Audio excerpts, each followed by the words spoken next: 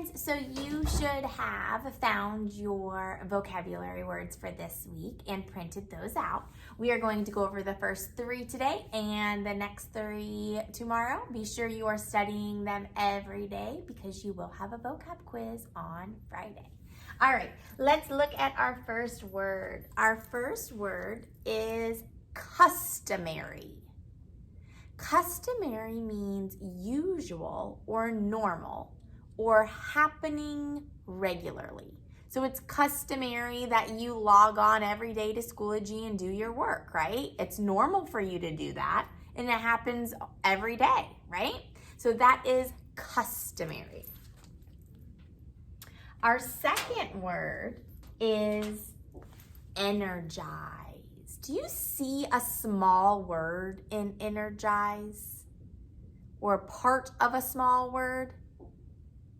Energy, right? And that's exactly what it means. Energize means to give energy or strength. I know when Owen and Olivia are feeling very energized, they go jump on the trampoline. That gives them the energy. It helps them kind of actually burn the energy. Energize. And then our last one for today is appetizing. Appetizing means tasty or good to eat. What's appetizing to you? I love a nice juicy steak. All right, so now that we know our 3 vocabulary words and what they mean, we are going to plug them into our sentences.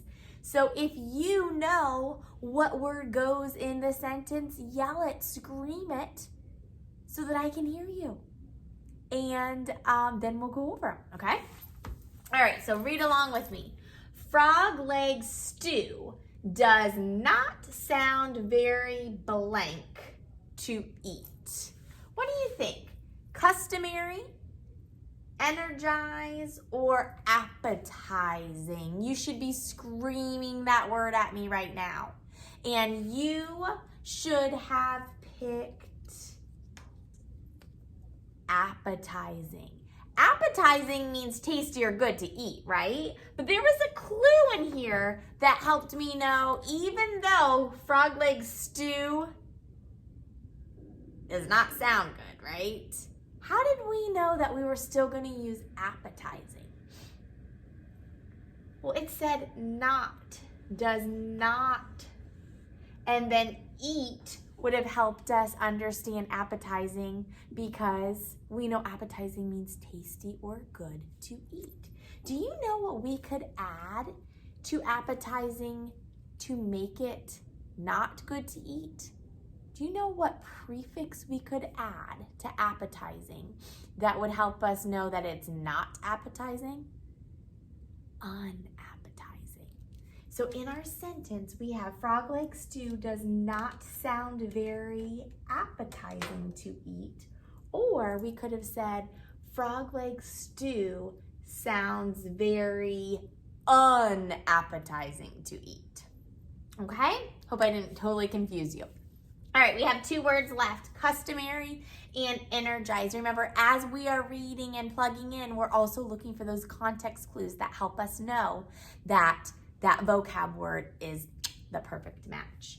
In America, it is blank to have cereal for breakfast. Customary or energize? What do you think? What? I can't hear you. Say it louder. I can't hear you.